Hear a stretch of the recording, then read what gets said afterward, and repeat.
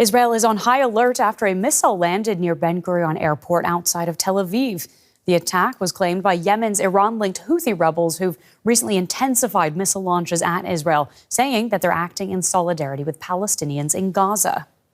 Now, air carriers, including British Airways, Lufthansa and Delta, suspended some upcoming flights. Israel's Prime Minister Benjamin Netanyahu has promised retaliation for the attack. Air raid sirens inside Ben Gurion International Airport as passengers were directed to secure spaces.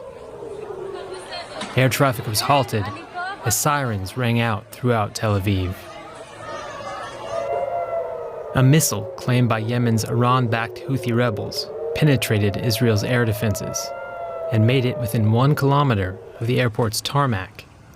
The Israeli military said several attempts were made to intercept a rocket launched from Yemen. The missile struck near the parking lots of the airport's 3rd terminal. You can see the scene right behind us, an open pit meters wide and also meters deep. I have to say we should mention that the public were listening to the instructions.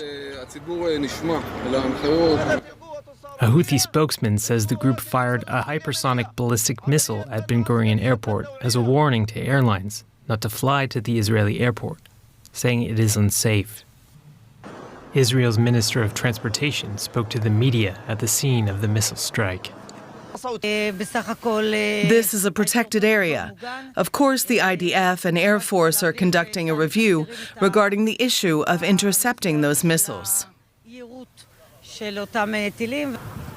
Investigations are underway as to why the missile failed to be intercepted.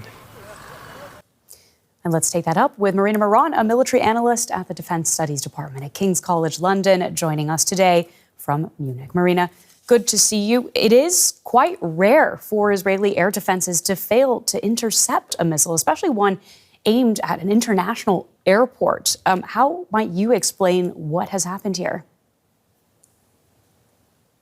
Good evening, Claire.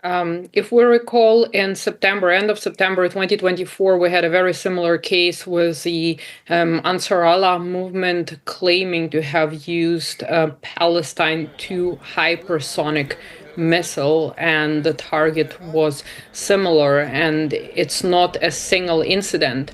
What we have to understand here, if indeed it is as claimed hypersonic, and there are a lot of doubts about that, means it travels at speeds greater than Mach 5. In this particular case, it's claimed that it travels at Mach 8.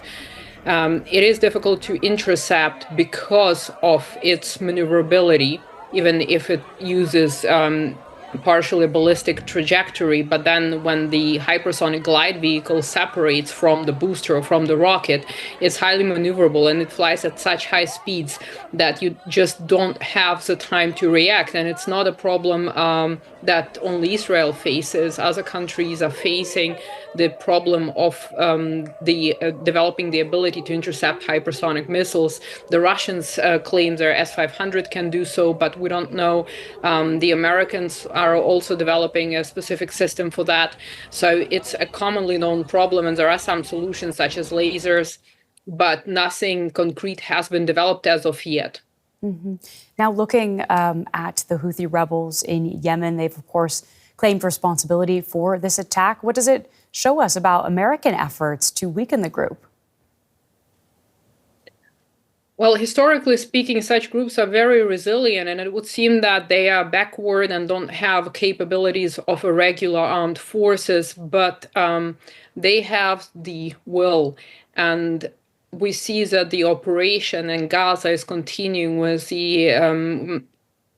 with Israel calling up reservists to continue the military operation in Gaza, meaning that the Houthis are not going to back down, and conducting an air raid on the Houthis is not going to eradicate the group, especially given the fact that there are other players involved upon whom you need to exert pressure to cut off external support. So there are many variables here at play in order to be able to control for the Houthi issue. And this is something that the United States cannot do at this stage with all the other problems that it's facing both internally and externally. So Iran needs to be taken care of. A possible campaign in Yemen involving ground forces, which is probably not going to happen. We see that there is also turbulence in Syria. So it could result in a much larger conflict, and you have to tread carefully. So I'm not sure how this is going to play out, specifically because retaliation has been announced by the Israeli side. But for the Americans, it will be very difficult to regulate this conflict, eschewing the use of armed forces or boots on the ground. And even then, it's not clear if that's going to happen and when. Marina, thank you, as always, for your insights today. We've been speaking with Marina Miron. Thank you for having me.